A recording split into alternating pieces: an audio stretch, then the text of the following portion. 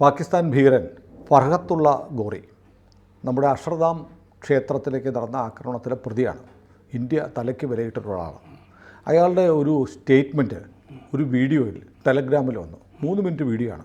അതിൽ അതിഭീകരമായ കാര്യങ്ങളാണ് പറയുന്നത്. പക്ഷേ അതിൽ പറയുന്ന ഒരു പ്രധാനപ്പെട്ട കാര്യം എനിക്ക് വല്ലാത്ത ആശങ്ക ഉണ്ടാക്കി. എനിക്ക് മാത്രമല്ല, നമ്മുടെ പ്രേക്ഷകർ ഇത് കാണുമ്പോൾ അവർക്കെല്ലാം ആശങ്ക ഉണ്ടാകും. അതിനൊരു കാരണവും ഞാൻ പറയാം.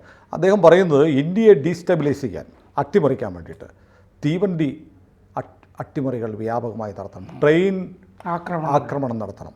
അപ്പോൾ ഇത് പറയുമ്പോൾ ഞാൻ പെട്ടെന്ന് ആലോചിക്കുകയാണ്, നമ്മുടെ ഓഗസ്റ്റ് 23, 24 തീയതികളിൽ വന്ദേ ഭാരത് ട്രെയിൻ 2 തവണ അട്ടിമറിക്കാൻ ശ്രമം നടന്നത്. 2 ദിവസം 2 തവണയാണ് നടന്നത്.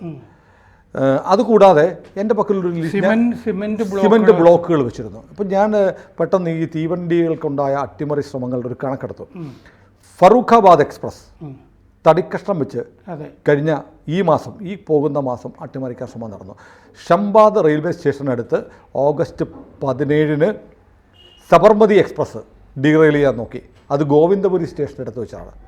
22 കോച്ചുകളും എഞ്ചിനും പാളം തെറ്റി. ജൂൺ 20 നൈൻപൂർ ജബൽപൂർ എക്സ്പ്രസ് കച്ച്പുര സ്റ്റേഷൻ പരിധിയിൽ വെച്ച് അട്ടിമറിക്കാൻ ശ്രമം നടന്നു. വന്ദേ ഭാരത് ഇപ്പോൾ പറഞ്ഞല്ലോ, ഉദയപൂർ ജയ്പൂർ റൂട്ടിൽ സിമൻറ്റ് കട്ടകൾ വെച്ച് ഓഗസ്റ്റ് 23, 24 തീയതികളിൽ.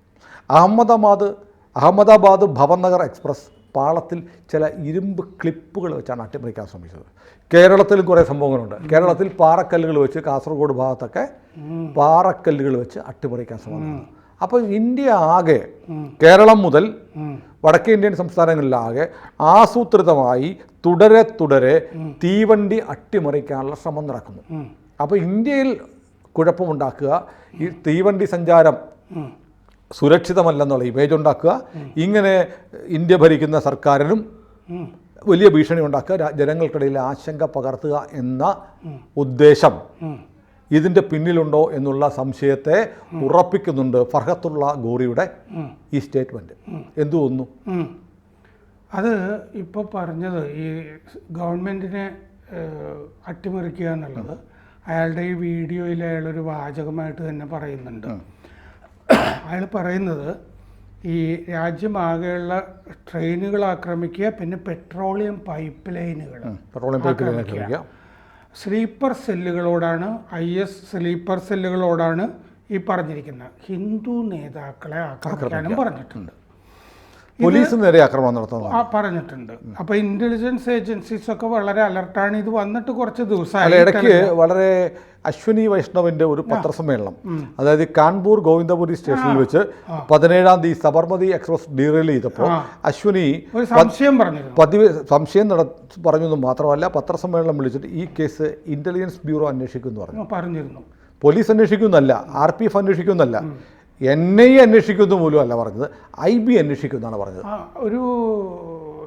എന്തോ ഒരു ഒബ്ജക്റ്റ് കിട്ടിയിരുന്നു എന്ന് പറഞ്ഞിരുന്നു. ഒബ്ജക്റ്റ് എന്താന്ന് പറഞ്ഞില്ല. ഒബ്ജക്റ്റ് എന്താന്ന് പറഞ്ഞു. ട്രെയിനിൽ എഞ്ചിനിൽ വന്ന് ഹിറ്റ് ചെയ്ത ഒബ്ജക്റ്റ് എന്ന് പറഞ്ഞിരുന്നു. അത് ഞാൻ ശരിക്കും ശ്രദ്ധിച്ചിരുന്നു. ഞാനും ശ്രദ്ധിച്ചു. കാരണം അങ്ങനെ റെയിൽവേ മന്ത്രി പറയുകയും ഡിസ്ക്ലോസ് ചെയ്യാത്ത എന്താണെന്ന് പറയാത്ത ഒരു ഒബ്ജക്റ്റ്, ഒരു വസ്തു കിട്ടിയെന്ന് പറയുകയും ഈ കേസ് IB അന്വേഷിക്കുമെന്ന് പറഞ്ഞപ്പോൾ സംതിങ് എക്സ്ട്രാ ഓർഡിനറി. അതെ. ആ ഒബ്ജക്റ്റ് എന്ന് പറഞ്ഞു വന്നു കഴിഞ്ഞാലൊക്കെ വളരെ സംശയാസ്പദമാണ്. അത് അശ്വിനി വൈഷ്ണവിനെ അറിയാവുന്നത് കൊണ്ട് തന്നെയാണ് അതങ്ങനെ പറഞ്ഞത്. അപ്പോൾ ഇൻ്റലിജൻസ് ഏജൻസീസ് ഇപ്പോൾ അലർട്ടിലാണ്. ഇയാളാണ് രാമേശ്വരം കഫേ സ്ഫോടനം സൂത്രധാരൻ, ഇയാളാണ് എന്നുള്ള വിവരങ്ങൾ ഇപ്പോൾ ഉണ്ട്. അത് ISൻ്റെ സ്ലീപ്പർ സെൽ വഴി ആണ് രാമേശ്വരം കഫേ സ്ഫോടനം ഇത് ചെയ്തത്. അക്ഷർധാം നേരത്തെ ഇയാളിപ്പോൾ ഈ വീഡിയോയിൽ പറയുന്നത് പ്രഷർ കുക്കർ ഉപയോഗിച്ച് സ്ഫോടനങ്ങൾ ഇങ്ങനെ നടത്താം എന്ന് പറയുന്നുണ്ട്. ED NIA തുടങ്ങിയ ഏജൻസികൾ ഇയാൾ റിക്രൂട്ട് ചെയ്ത് വെച്ചിരിക്കുന്ന സ്ലീപ്പർ സെൽസിൻ്റെ വീടുകൾ കണ്ടുകിട്ടുക, വസ്തുവകകൾ കണ്ടെത്തുക. നമ്മൾ പോപ്പുലർ ഫ്രണ്ടിൻ്റെ പ്രോപ്പർട്ടി അറ്റാച്ച്മെൻറ്റ് നോക്കിയാൽ മതി. വളരെ പ്രധാനപ്പെട്ട ഒരു കാര്യം അയാൾ പറഞ്ഞായിട്ട് എൻ്റെ ശ്രദ്ധയിലുണ്ട്. പുള്ളി പറയുന്നത് ഇന്ത്യയുടെ ഇൻഫ്രാസ്ട്രക്ചർ തകർക്കണം, അതിന് സപ്ലൈ ചെയിൻ നശിപ്പിക്കണം. ഇതൊക്കെ യുദ്ധകാലത്ത് പറയുന്നതാണ്. സപ്ലൈ ചെയിൻ നശിപ്പിക്കുന്നത്. സപ്ലൈ ചെയിൻ എന്ന് പറഞ്ഞാൽ എന്താണ്? Road transport, railway transport. ഇത് രണ്ടും നശിപ്പിച്ചാൽ ഗവൺമെൻറ്റിന് സപ്ലൈ ചെയിൻ മുറിഞ്ഞു പോകും. അത് അയാൾക്ക് കിട്ടുന്നത് IS ആണല്ലോ അയാളുടെ മുതലാളി. ISI പാകിസ്ഥാൻ്റെ ഇന്റലിജൻസ് അവരുടെ കയ്യിൽ നിന്നാണ് ഈ വാചകങ്ങളൊക്കെ കിട്ടുന്നത്. അവരുടെ മസ്തിഷ്ക പ്രക്ഷാളനമാണ്. കാരണം ഇയാൾ ഇവിടെ ഹൈദരാബാദിൽ ഉണ്ടായിരുന്ന ആളാണ്, ഇന്ത്യയിൽ. അത് കഴിഞ്ഞ് ഈ അക്രമമൊക്കെ നടത്തിയിട്ട് പാകിസ്ഥാനിലേക്ക് പോയതാണ്. സപ്ലൈ ചെയിൻ ബ്രേക്ക് ചെയ്യാത്ത മിലിറ്ററി കാരണം അവര് ഭക്ഷണം കിട്ടാതെയൊക്കെ സാധാരണക്കാർ പറയുന്ന വെള്ളം കിട്ടാതെ വിഷമിക്കും. സപ്ലൈ ചെയിൻ കട്ട് ചെയ്യുന്ന ഒരു മിലിറ്ററി വേർഡാണ്. അതെ, ആ സമയത്താണ് അത് ചെയ്യുന്നത്. ഇയാൾ എന്നിട്ട് പറയാണ് ഇങ്ങനെ സ്വത്തുക്കളൊക്കെ കണ്ടുകെട്ടി, but we will return and shake the government. നമ്മൾ തിരിച്ചു വന്നിട്ട് ഈ മോദി സർക്കാരിനെ ശരിയാക്കും എന്നാണല്ലോ ഈ പറയുന്നതിൻ്റെ അർത്ഥം. അപ്പോൾ ഇത് ഏപ്രിൽ 12 രണ്ടുപേരെ രാമേശ്വരം കഫേ സ്ഫോടനമായിട്ട് ബന്ധപ്പെട്ട് അറസ്റ്റ് ചെയ്തതിൽ അബ്ദുൾ മൈദീൻ അഹമ്മദ് താഹ, മുസാഫിർ ഹുസൈൻ, ഷാസിബ്, ഇവർ രണ്ടുപേരും ഇയാൾ റിക്രൂട്ട് ചെയ്ത സ്ലീപ്പർ സെല്ലുകളാണ് ISൻ്റെ എന്ന് കണ്ടെത്തിയിട്ടുണ്ട്. എന്നിട്ട് താഹയെ കൊണ്ടാണ് ഈ രാമേശ്വരം കഫേയൊക്കെ ചെയ്യിച്ചത്. ഷാസിബ് IED സ്ഫോടക വസ്തുക്കൾ വെച്ചു. കൊൽക്കത്ത ലോഡ്ജിൽ പോയി അവർ വ്യാജ ഐഡൻറ്റിറ്റി കാർഡും ഒക്കെ ആയിട്ട് താമസിച്ചു. ശിവമൊഗ്ഗ, കർണാടക, അവിടുത്തുകാരാണ് ഇവർ. ഷാരിഖ് 2022 നവംബറിലെ മംഗളൂർ സ്ഫോടനമായിട്ട് ബന്ധപ്പെട്ടാണ്. ഞാൻ പറയുന്നത് ഇവരൊക്കെ അത്യാവശ്യം ഈ സ്ഫോടനങ്ങളൊക്കെ ട്രെയിൻഡ് ആയിട്ടുള്ള ആളുകളാണ് ഇയാളുടെ ഈ ഇന്ത്യയിലുള്ള റിക്രൂട്ടുകൾ. ഈ ഗോറിയുടെ മകളുടെ ഭർത്താവ് ഷാഹിദ് ഫൈസലും ഇയാളുടെ കൂടെ പാകിസ്ഥാനിലുണ്ട്, ഹൈദരാബാദിൽ നിന്ന് പോയിട്ട്. അയാളാണ് തെക്കേ ഇന്ത്യയിലെ സ്ലീപ്പർ സെല്ലുകളുമായിട്ടൊക്കെ, ഫൈസലാണ് മകളുടെ ഭർത്താവ്, ബന്ധപ്പെട്ടുകൊണ്ടിരിക്കുന്നത്. ആ രാമേശ്വരം കഫേ സ്ഫോടനത്തിലെ രണ്ടുപേരുമായിട്ട് ഇയാൾ നിരന്തരം ബന്ധപ്പെട്ടതായിട്ട് വിവരമുണ്ട്. ഗോറയ്ക്ക് പല പേരുകളുണ്ട്. അബു സൂഫിയാൻ, സർദാർ സാഹിബ്, ഫെറു എന്നൊക്കെ പേരുകളുണ്ട്. 2022 അക്ഷർധാം അറ്റാക്ക്, ഇയാൾ 30 പേര് കൊല്ലപ്പെട്ടു, 8 പേർക്ക് പരിക്ക് പറ്റിയാണ്. 2005 ഹൈദരാബാദ് ചാവേർ സ്ഫോടനം ടാസ്ക് ഫോഴ്സിൻ്റെ ഓഫീസിൽ നടത്തിയത് ഇയാളുടെ സംഘമാണ്. ഓൺലൈൻ റിക്രൂട്ട്മെൻറ്റ് ഇയാൾ നടത്തുന്നുണ്ട്. അങ്ങനെ ചെയ്ത 3 പേരെ 2022-23 ഡൽഹിയിൽ നിന്നും ലക്നൌവിൽ നിന്നും പിടിച്ചപ്പോഴാണ് ഈ ഗോറിയാണ് ഇതിൻ്റെയൊക്കെ ആള് എന്ന് കണ്ടുപിടിച്ചിരുന്നത്. പൂനെയിൽ ഒരു IS മൊഡ്യൂളും ഇയാൾ ചെയ്തിട്ടുണ്ട്. ഇയാൾ ഇതിൻ്റെ അകത്ത് ഇനി വീഡിയോയിൽ പറയുന്ന ഈ വാചകം ടിപ്പിക്കൽ ജിഹാദി വാചകമാണ്. ഫിദായിൻ അറ്റാക്ക്, ഇൻതിഫാദ എന്നൊക്കെ പറയുന്ന പോലെ ഫിദായിൻ അറ്റാക്കുകൾ ചെയ്യും. അതായത് മറ്റൊന്നുകൂടെ പറയുന്നുണ്ട്. സാർ പറയാത്തൊരു കാര്യം ഞാൻ പറയാം. സാറിൻ്റെ ശ്രദ്ധപ്പെട്ടതാണോ, സാർ ഇപ്പോൾ ശ്രദ്ധിക്കാതെ പോയതാണോ? മറ്റൊന്ന് ഏറ്റവും അവസാനം ഇയാളുടെ സ്ലീപ്പർ സെല്ലുകൾക്ക് അനുയായികൾക്ക് കൊടുക്കുന്ന ഒരു ആത്മവിശ്വാസമുണ്ട്. ഉടനെ അല്ലെങ്കിൽ കുറച്ച് കഴിഞ്ഞ് ഇന്ത്യയിൽ നമ്മൾ അധികാരത്തിൽ വരും. അങ്ങനെയും പറയുന്നുണ്ട്. അപ്പം അതിനുള്ള ശ്രമമൊക്കെ ഇപ്പോൾ നമ്മുടെ രാഹുൽ ഗാന്ധിയൊക്കെ ചെയ്യുന്നുണ്ട്. ഇതായിനല്ലാത്ത ഈ സുഹൃതാക്കൾ പോലത്തെ ചില പ്രയോഗങ്ങളൊക്കെ ഉണ്ട്. ഈ ജിഹാദുമായി ബന്ധപ്പെട്ടാണ് അത് വരുന്നത്. അപ്പോൾ ജിഹാദിൻ്റെ ലക്ഷ്യം തന്നെ ഇന്ത്യയിലെ ഭരണമാണ്. അതെ അതെ, അതിന് വർഷമൊക്കെ തീരുമാനിച്ചിട്ടുണ്ട്. 2047 പണ്ട് CPM ഇന്ത്യയിൽ വിപ്ലവം നടക്കുന്ന ഡേറ്റൊക്കെ തീരുമാനിച്ചിരുന്നു.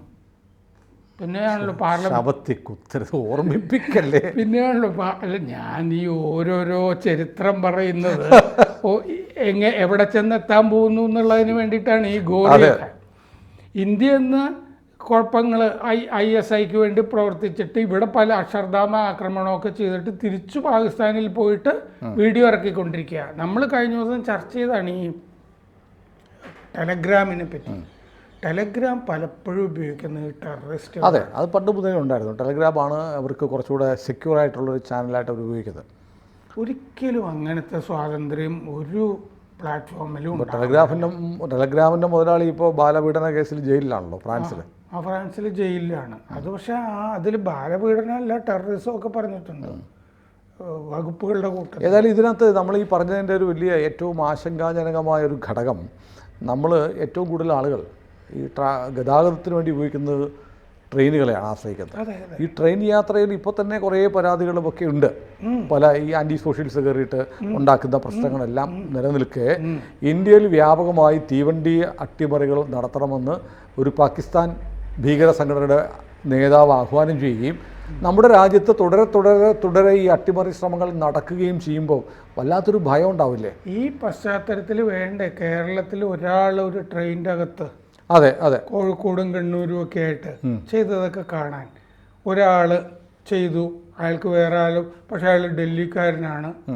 അപ്പോൾ സ്ലീപ്പർ സെല്ലുകൾ എല്ലായിടത്തും ഉള്ളത് കൊണ്ട് അയാൾക്ക് ഇവിടെ സഹായം കിട്ടിയിട്ടുണ്ടെന്നുള്ള കാര്യത്തിലൊന്നും ഒരു സംശയമില്ല. ഏതായാലും നൂറുകണക്കിന് ആളുകൾ കൊല്ലപ്പെടുന്ന ഏതാനും തീവണ്ടി അപകടങ്ങൾ ഇന്ത്യയിൽ ഉണ്ടാവുക എന്നുള്ളത് ആരുടെയോ ഒക്കെ ആവശ്യമാണ്. ഈ പെട്രോൾ പൈപ്പ് ലൈൻ എന്ന് പറഞ്ഞ സംഭവം ആ ഭാഗം കൂടി വെച്ചിട്ട് ആ കോഴിക്കോട്ട് അതെ തൊട്ടടുത്ത് അയാളൊരു പെട്രോൾ ടാങ്കിന്റെ അടുത്ത നിലത്തൂര്.